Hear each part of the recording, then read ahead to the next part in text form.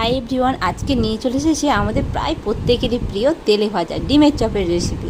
তো প্রথমে কী করতে হবে, ডিম আলুগুলোকে সিদ্ধ করে নিতে হবে। সিদ্ধ করে তারপরে এভাবে যেভাবে আমরা মশলা কষি, আদা রসুন পেঁয়াজ সেভাবে কষিয়ে এতে লঙ্কা হলুদ দিয়ে তারপরে একটু গরম মশলা দিয়ে কষানো হয়ে গেলে তারপরে যে একটু নারকেল কুচিয়ে রাখতে হবে, পারলে বাদামও ভেজে রাখতে পারো, ওর সাথে মিশিয়ে কষানোর জন্য মশলাটা কষানোর জন্য একটু জল দিলাম। আর আলুটা যে সেদ্ধ করে রেখেছিলাম মাখানোর সময় একটু নুন দিয়ে মাখিয়ে রেখেছিলাম।